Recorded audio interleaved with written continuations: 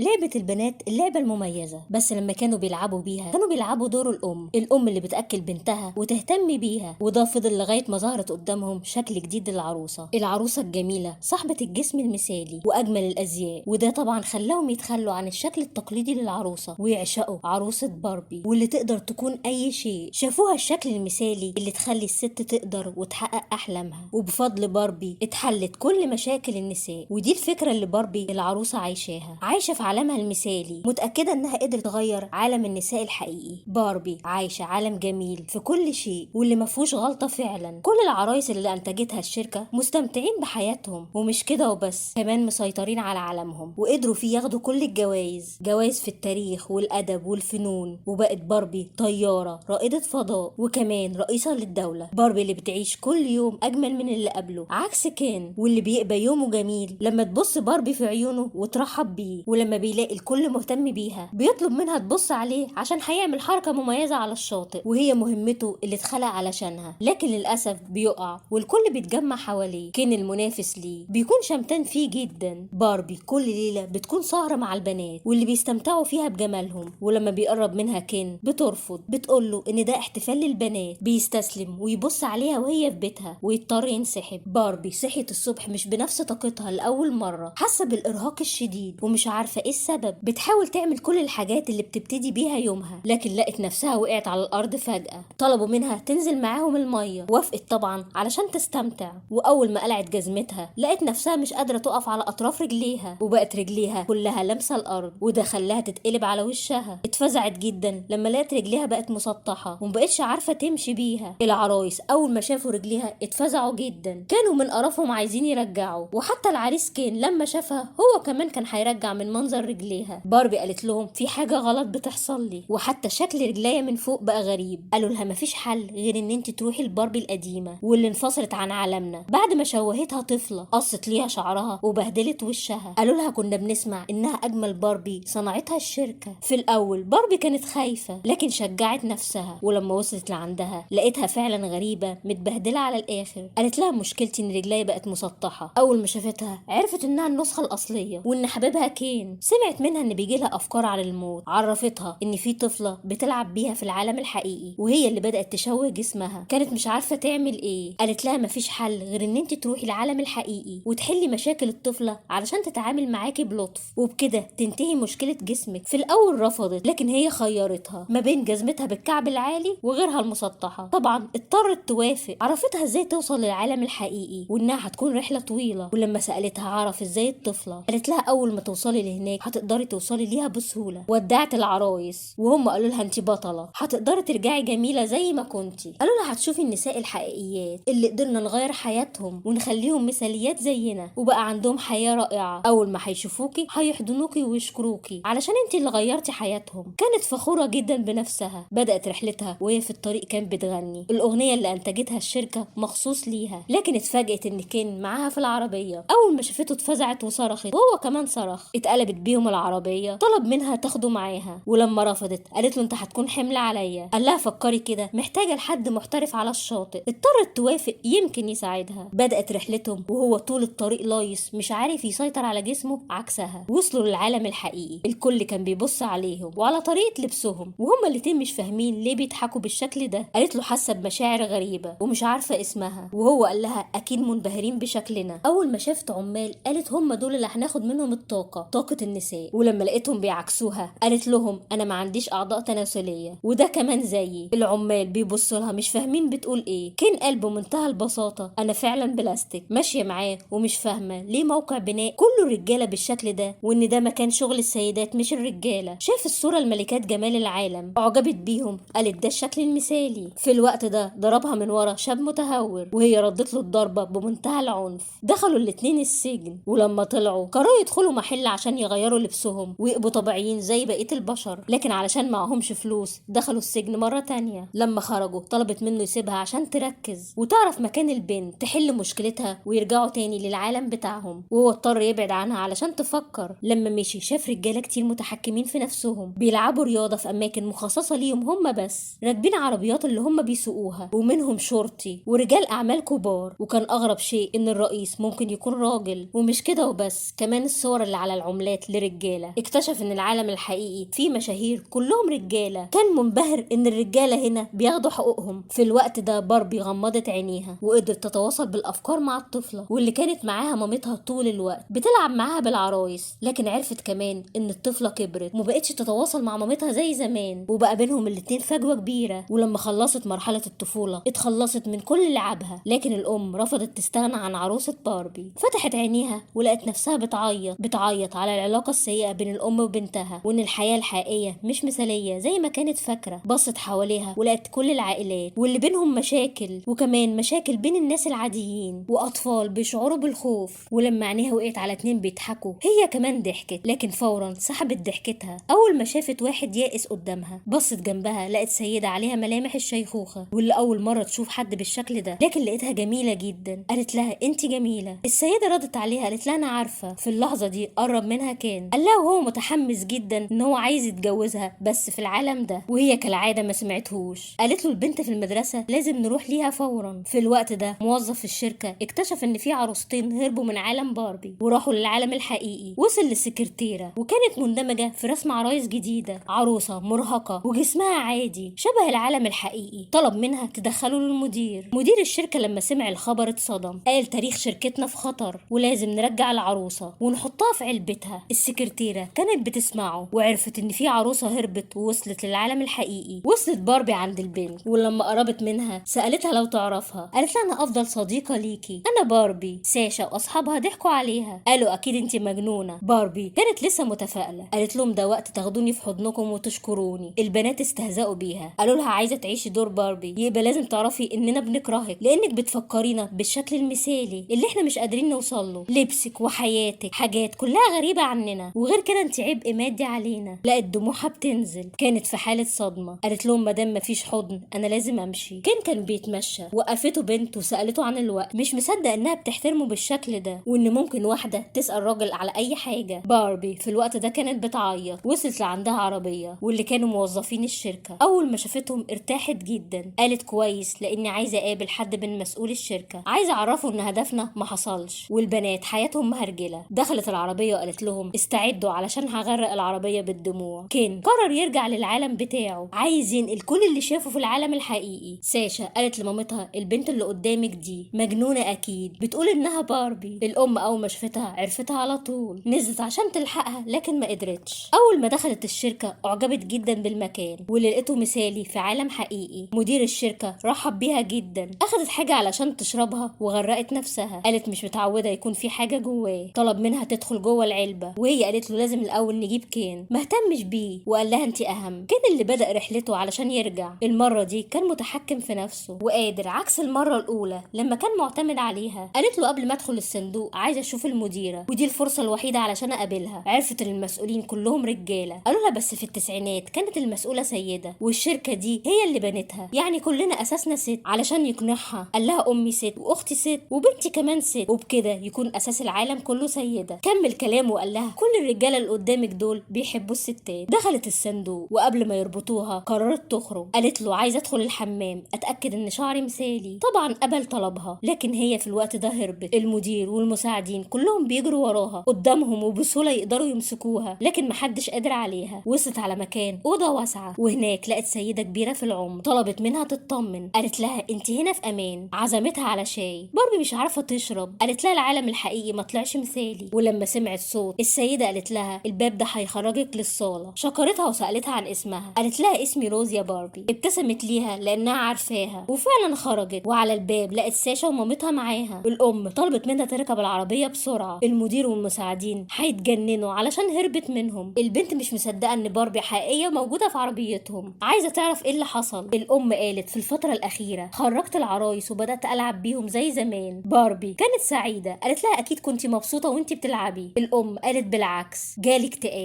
اكتئاب من شكل جسمها المثالي واللي مش شبه جسمي، وبدأت أرسم صورة حقيقية لباربي، صورة تشبهني وتشبه كل الستات الأمهات، مرهقة ورجليها مليانة دهون. قالت لها دلوقتي فهمت سبب الدهون الموجودة على رجليا. الأم كملت كلامها، قالت بدل ما أبقى أنا زيها بقت باربي هي اللي شبهي. علشان يهربوا من المدير قررت باربي تاخدهم على العالم الساحر بتاعها. في الطريق كانوا مستمتعين جدا بالرحلة لغاية ما وصلوا، وباربي لقت كل شيء متغير. الرجالة هم اللي بيلعبوا بيلعبوا والعرايس بيخدموهم. سألت على كين اللي كان فخور جدا باللي عمله، بيشرح ازاي العالم الحقيقي مسيطر عليه الرجالة، وان الراجل بقى رئيس دولة. باربي مش مصدقة اللي بيحصل حواليها، وان الرجالة بقى عندهم عربية كمان ومفيش اي وجود لحاجتها. اول ما شاف باربي سألته انت ايه اللي عملته ده؟ استجمع نفسه، قال لها عليكي تقبلي الحقيقة. كان بيضحك، عرفها ان هو استولى على كل حاجة تملكها. في الوقت ده المدير في طريقه علشان يوصل لعالم باربي، عرف ان كين استولى على كل حياتها، وعرف كمان ان ايرادات الافلام بقت عالية جدا. كان هيتجنن، حلمه بينهار قدامه. قال انا بشتغل في الشركة دي علشان احقق احلام البنات ان هم يكونوا مثاليين عكس الحقيقة اللي هم عايشينها. كين مش بس اخد بيتها، كمان سيطر على الانتخابات وغير الدستور، واللي بقى فيه الراجل هو المسؤول عن كل شيء. رمى ليها كل لبسها بره البيت وقال لها ما بقاش فيه وجود ليكي. انهارت فعلا. قالت الام بسببك انتي اختلطنا بالعالم الحقيقي، العالم السيء، وحياتنا المثالية انهارت. وقعت على الارض، قالت انا مستسلمة، هفضل نايمة هنا كده لغاية ما تيجي قوة وتنقذني. ساشا قالت لها طول عمري شايفاكي عروسة ضعيفة جدا، مسكينة، مجرد شكل جميل، ما عندوش اي قوة. دلوقتي انا اتأكدت من ضعفك وان انتي شخصية مستسلمة. العرايس في العالم كله اتحولوا لعروسة ملخبط شعرها بتعيط طول الوقت وعندها اكتئاب. باربي فوقتها العروسة المتقطعة، قالت لها انا بقيت زيك دلوقتي، قبيحة ومحدش بيحبني. الام وبنتها في طريقهم للعالم الحقيقي كانوا بيسمعوا اغنية باربي المشهورة، لكن لقوا ان كين هو اللي بقى يغنيها. في العربية لقوا معاهم إيلين صديق كين، قال لهم مش عايز افضل هنا، مش عايز اعيش حياتي اتفرج على كين وباربي. في الوقت ده ساشا قالت لازم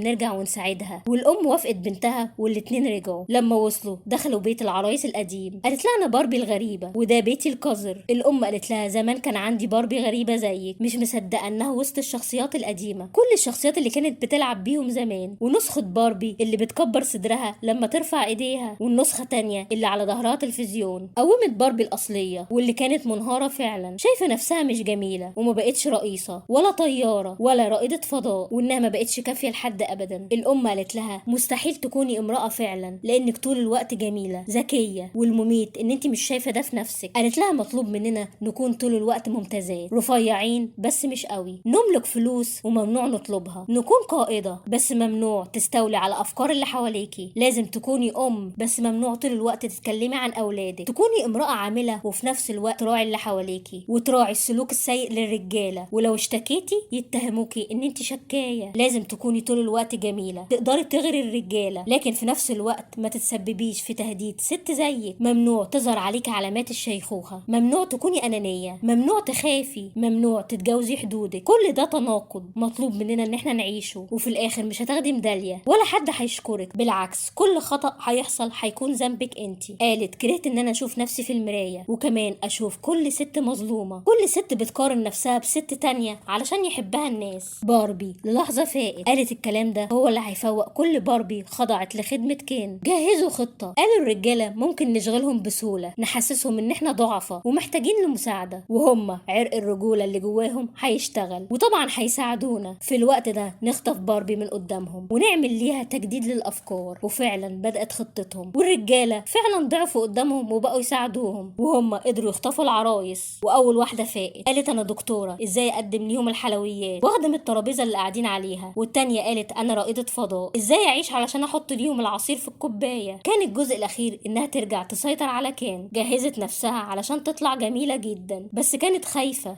يكون نسيها، لكن الأم قالت لها إن هو ضعيف جدا قدام الجمال، مستحيل يقدر يقاومه. فعلا كين أول ما شافها ضعف قدامها، كان بيبص على جسمها، وهي اتأكدت إن خطتها نجحت. قالت عايزة أعيش معاك في نفس البيت وطول الوقت أخدمك. دخل جوه وصرخ من سعادته، قضى الليلة وهو بيعزف ليها، وهي بدأت تنفذ خطتها تخلي كل الرجالة يغيروا من بعض. وبعد ما اتعلقوا بكل واحدة معاهم، العرايس بدأوا يقوموا من قدامهم ويبدلوا الأماكن. الرجالة كانوا بيبصوا لبعض ومتغاظين جدا. كان انشغل في الانتقام من اللي بيحاول يخطف منه باربي. بدأت حرب بينهم، ما كانش معاهم أي أسلحة غير مضرب صغير وكور، بس الحرب كانت شرسة جدا. لما وصل المدير ومعاه المساعدين سألوا لو في أسلحة حقيقية في الحرب دي، اطمن لما عرف إن مفيش، بس طبعا أقل خبطة كانت بتموتهم من الألم. في الوقت ده السيدات قدروا يغيروا الدستور، رجعوا استولوا على كل حاجة، وبقت باربي رئيسة من جديد. لما خلص كين الحرب رجع واتصدم إن هو خسر كل حاجة، وإن هم استغلوا الحرب اللي هم فيها والرئيسة رجعت تاني. باربي دخلت عنده لقيته بيعيط، قالت له عادي أنا عيطت زيك قبل كده. قال لها العياط ضعف، وان هو عجبه العالم الجديد ورجع يعيط تاني. قالت له اسفه ان انا استخفيت بمشاعرك، وان السهرات والسعاده بيكونوا للبنات بس، وانت لازم تشاركنا. في الوقت ده قرب منها علشان يبوسها. قالت له مش كده، انت فاهمني غلط. زعل جدا ان هو لسه فاشل وانهار مره تانية. قالت له لازم تلاقي نفسك. قرب منها تاني. قالت له اجابه غلط تاني. عرفته انه مش عارف نفسه علشان كده مهمش. في اللحظه دي كين قال للرجاله عرفنا ليه كنا بنحارب، علشان نلاقي نفسنا. الرئيسه سمحت ليهم ان هم ياخدوا جزء من المقاعد السياسيه، وده عكس الاول كانت للنساء بس. الام طلبت من الشركه تعمل انتاج جديد للعرايس، عروسه طبيعيه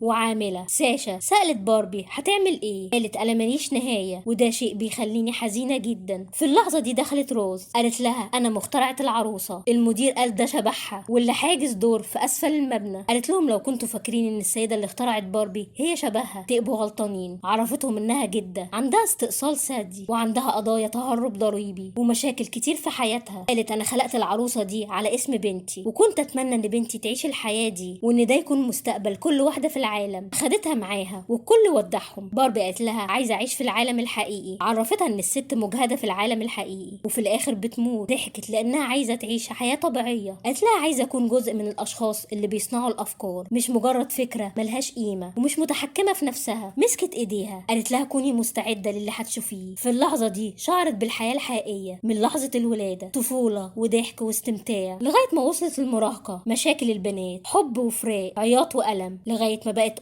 لحظات الم وانكسار، وحده وضياع. لكن كمان كان في لحظات سعاده واستمتاع. عيطت لان دي الحياه اللي هي عايزه تعيشها. ساشا ومامتها وباباها وصلوها على المبنى، طلبوا منها تكون مستعده لان دي اصعب حاجه هتكون في حياتها الجديده. نزلت من العربيه على رجليها واللي اتخلصت من الكعب العالي وبقت صاحبه الرجل المسطحه. دخلت المبنى وقالت اسمها الجديد، ولما سالتها السكرتيره انت ليه هنا ضحكت من قلبها. قالت انا هنا علشان اقابل دكتوره النساء بعد ما اختارت تعيش حياه طبيعيه، حياه كل ست فيها ارهاق لكن كمان فيها سعاده وفرح. الفيلم تم عرضه في الدول الاجنبيه وتعرض للكثير من الهجوم، شافوه فيه مناهضه لدور الرجل، لكن برضه في اراء معاه قالوا لما كان ده بيحصل مع السيدات في افلام كتير ما كانش حد بيقول مناهضه لدور المراه، كأن المراه اتخلقت علشان تكون جسم يسعد الرجاله، جسم علشان يخدمه ويكون تحت رجليه. لو عايزه تكوني مثاليه، جسم وبشره مفهوش غلطه، انت كده فعلا. مفيش بنت وحشه، مفيش بنت ناقصها حاجه. الكمال احساس جواكي انت بس، احساسك ان انت ما اتخلقتيش علشان تكوني جسم يسعد شريكك، انت اتخلقتي علشان تكوني انت زي ما انت جميله، تقدري توصلي لكل حاجه تتمنيها. انت الرئيسه، انت الطبيبه، انت الموظفه، انت المحاميه، انت رائده الفضاء. كل ده انت جواكي وبسهوله تقدري تخليه حقيقه، بس لازم تؤمني بنفسك، تكوني مؤمنه ان انت مش فكره، انت اللي بتصممي الافكار وتقدري تنفذيها، انت اللي تقدري تغيري العالم وتكوني بصمه لما حد يشوفها يعرف انها بصمه ست مش محتاجه تقول انا بمليون راجل، محتاجه تقول انا ست قادره وده يكفيني.